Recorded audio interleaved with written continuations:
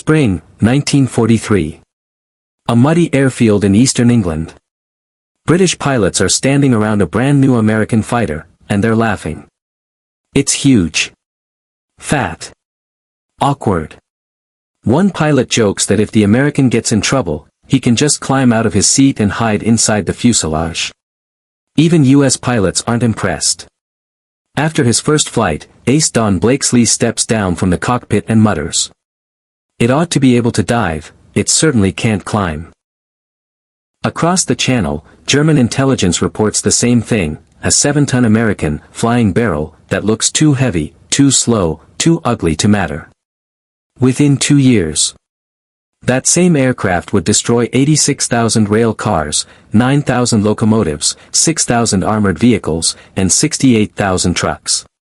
German soldiers would invent a new phrase for death from the sky. Jabo Todd, fighter bomber death. This is the story of how the mocked and ridiculed P-47 Thunderbolt didn't just fight in World War II. It broke the back of the Luftwaffe.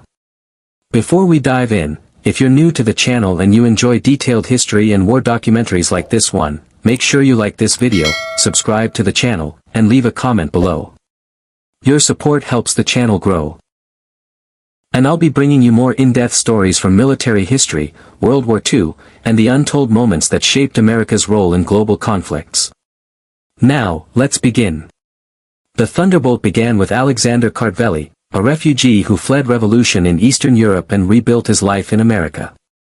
By 1940, as German fighters like the Messerschmitt Bf 109 and Focke-Wulf Fw 190 dominated European skies, the U.S. Army Air Corps demanded a fighter that could fly 400 miles per hour, carry heavy armor, mount 8.50 caliber machine guns, operate at extreme altitude.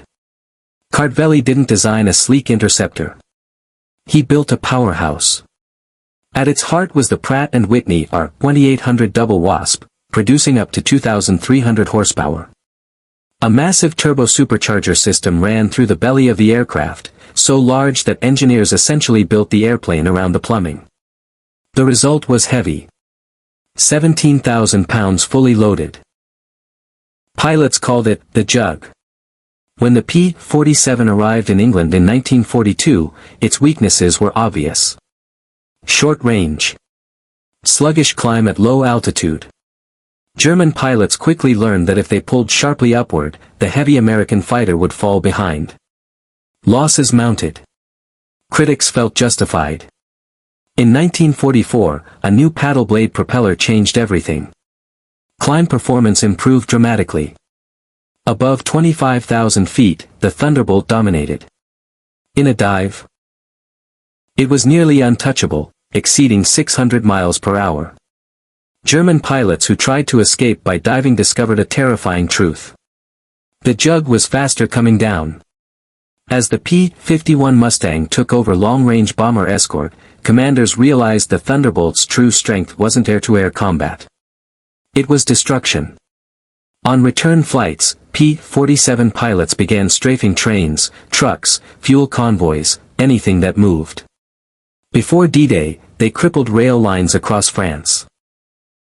On June 6, 1944, Allied air supremacy was absolute. Field Marshal Erwin Rommel had already warned. Anyone fighting an enemy in complete command of the air fights like a savage against modern troops. During the Normandy campaign, German reinforcements were delayed for days under relentless P-47 attacks. In the Falaise pocket, Thunderbolts devastated retreating German forces.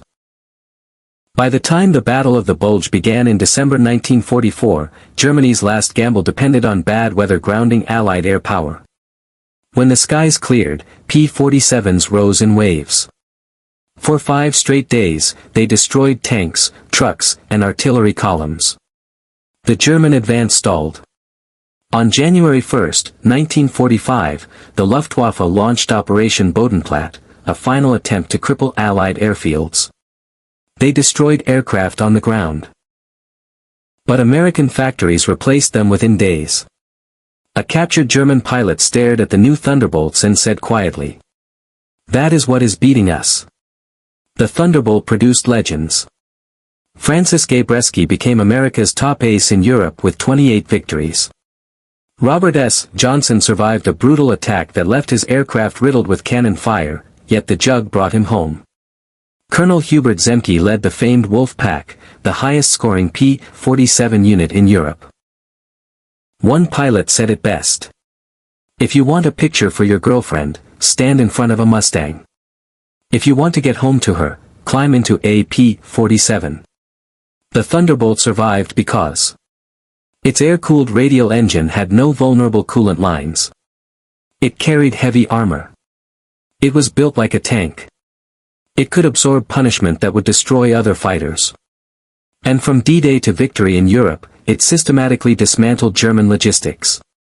General Dwight D. Eisenhower later said, "If I did not have air supremacy, I would not be here." The P-47 helped guarantee that supremacy. Its legacy lives on in the A-10 Thunderbolt II, another American aircraft built around durability and overwhelming firepower. The P-47 Thunderbolt was mocked as too big, too heavy, too ugly. But it shattered the Luftwaffe, crippled the Wehrmacht's supply lines, and brought thousands of American pilots home alive. Sometimes the aircraft that looks the least graceful is the one that changes history. Thanks for watching.